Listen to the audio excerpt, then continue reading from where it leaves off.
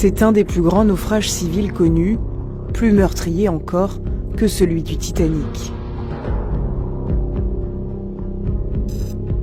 Ces images amateurs sont celles du dernier départ du Joola.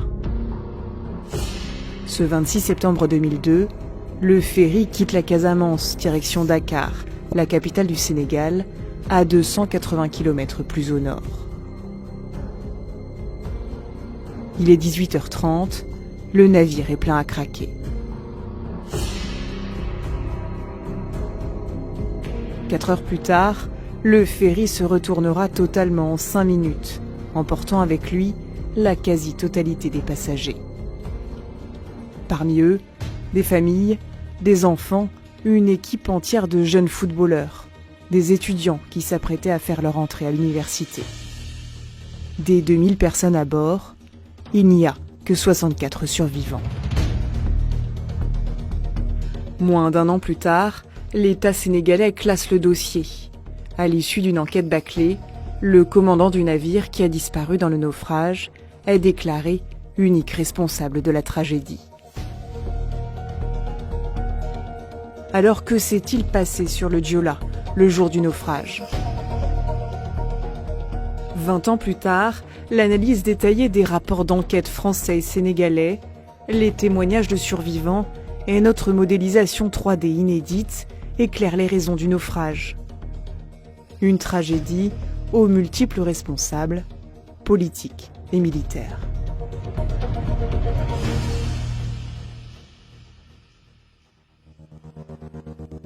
« 26 septembre 2002, le Joola fait escale à Carabane, direction Dakar.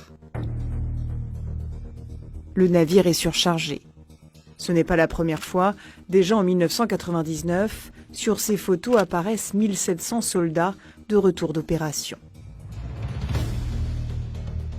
L'émission Thalassa avait pu filmer les conditions de transport de civils en 2001.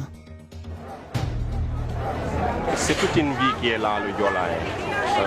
Si vous voyez les gens, comment ils font quand le Joola est là, l'ambiance qui est là.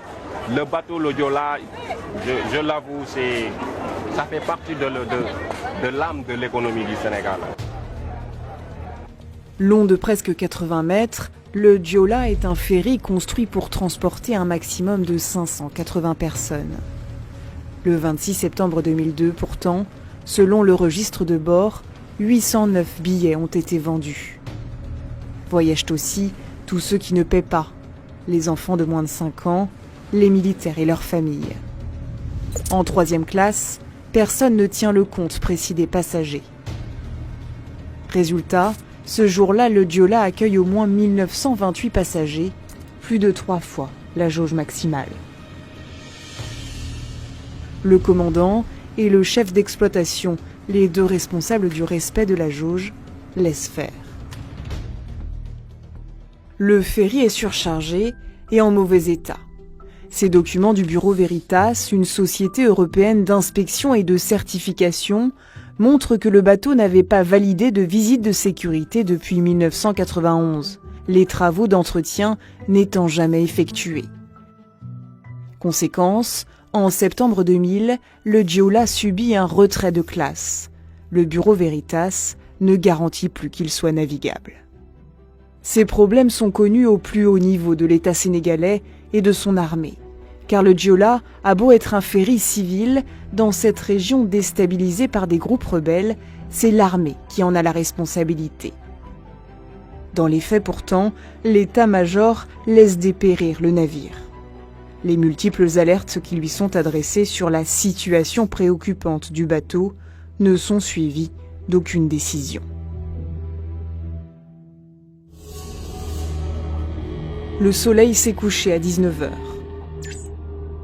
Le Joola fait route dans la nuit. Vers 22h, la météo se dégrade.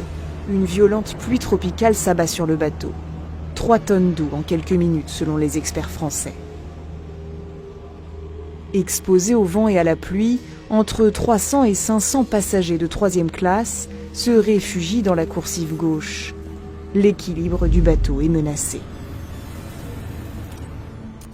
Cet équilibre, c'est l'un des points faibles du Joola. Toutes les images du bateau le montrent depuis au moins 1995, penché d'un côté ou de l'autre de plusieurs degrés. On appelle ça la gîte. Le gîtomètre fait une déviation à bâbord et je m'arrange à faire le maximum pour le mettre dans la lignée. Et mon travail ici, c'est de dire aux gars, mettez ici, mettez pas ici, mettez ici, ici. Tout va bien. Alhamdulillah. Selon des experts maritimes français, cette gîte n'est pas forcément inquiétante car il est possible d'équilibrer le bateau en chargeant par exemple des tonnes de marchandises dans les cales. Sauf que le 26 septembre 2002, les cales du Joola sont vides. Quand il fait escale à Carabane, les images montrent que le bateau penche d'environ 10 degrés. Quand il reprend la mer, la gîte s'inverse, le Joola bascule à gauche. Il a été mal chargé. Patrice Auvray est le seul Français à avoir survécu au naufrage. C'est-à-dire qu'il était chargé dans les hauts et que les bas soient délestés. D'une part les ballasts vides, d'autre part les citernes de fuel avec 20 000 litres plutôt que 100 000, plus les réserves d'eau potable pratiquement vides, plus les bagages qui n'étaient pas chargés dans les soutes mais sur les ponts. C'était évident qu'il était instable le bateau. À 22h30, la tempête s'intensifie. L'océan se creuse de plus de 2 mètres.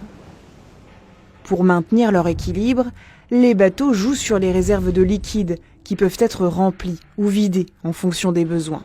Mais ce jour-là, la réserve de combustible est remplie à 20% et les citernes d'eau douce à 40% selon l'enquête technique.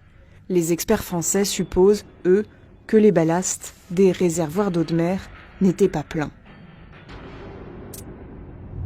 En soute, les marchandises et les véhicules ne sont pas attachés.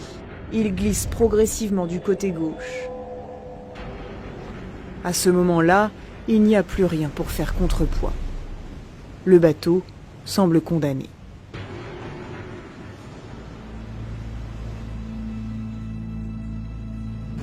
Issa Diarra, le commandant, aurait-il pu sauver le navire et ses passagers? Aux yeux des experts français, même au plus fort de la tempête, tout n'était pas perdu. Issa Diarra aurait pu mettre le bateau à la cape, c'est-à-dire face au vent, pour qu'il subisse le moins possible les vagues. Tout ça en maîtrisant sa vitesse. Mais selon plusieurs survivants, les moteurs du bateau ont été arrêtés.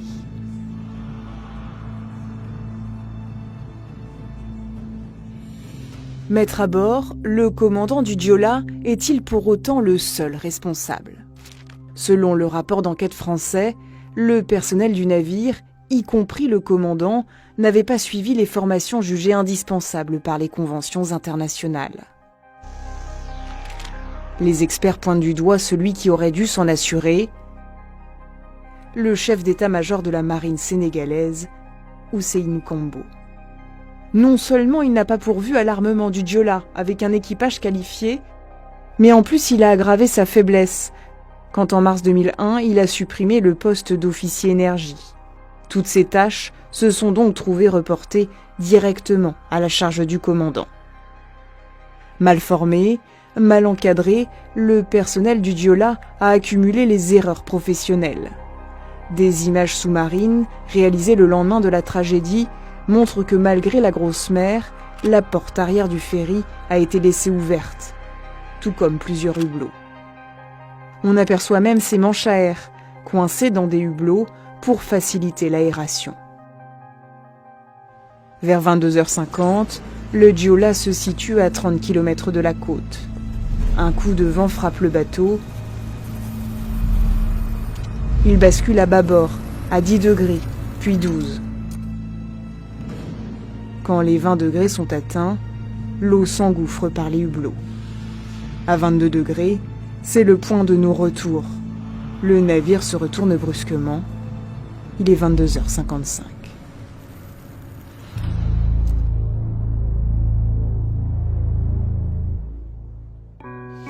L'électricité qui sautait, alors l'eau commençait à rentrer complètement. Et déjà, à un moment donné, ceux qui ne savaient pas nager étaient déjà sous l'eau, étaient déjà morts. Les cris par-ci, par-là, je me suis dit, Léandre, Vraiment, c'est ça la mort. Je savais nager, alors j'ai essayé de me rappeler du chemin que j'avais pris pour entrer dans le bateau.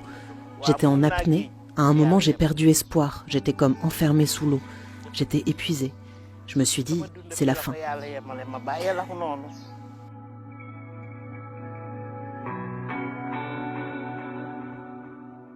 La plupart des passagers sombrent en quelques minutes. Rien n'est prévu pour les sauver.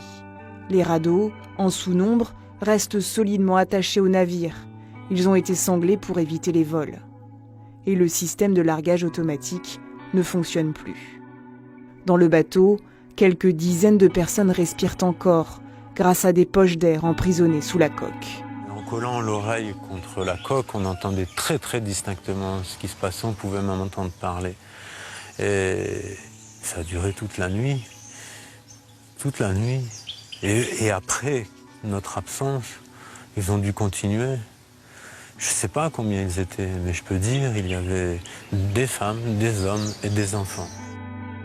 Des bruits sous la coque se font encore entendre à 17h, le lendemain du naufrage. Alors où sont les secours? Les autorités affirment n'avoir eu connaissance du drame qu'à 8h du matin. Une version contestée par une vigie du port de Dakar. Et à 5h30, 5h40, la Marine nationale m'appelait pour me demander si j'en avais ces nouvelles. Nouvelles que je n'en avais pas. Et je me mettais à appeler Diola sur Canal 16. 4-5 fois, il ne répondait pas. Et je disais donc à la marine qu'il n'y avait pas de nouvelles de Diola. Ce n'est qu'en fin d'après-midi, 18h après le naufrage, que les secours arrivent. Sous la coque renversée du Diola, quelques voix s'élèvent, mais les 2 plongeurs ne parviendront pas à les sauver.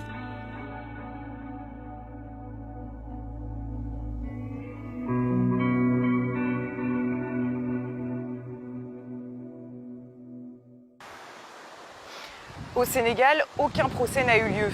En France, la justice a été saisie par des familles de victimes et en 2008, elle a émis 9 mandats d'arrêt internationaux contre des responsables sénégalais, dont la chef de gouvernement de l'époque et 2 ministres. Mais tous ont été annulés quelques mois plus tard pour ingérence dans les affaires sénégalaises. En justice, et malgré la peine des familles, l'affaire Diola s'est arrêtée là.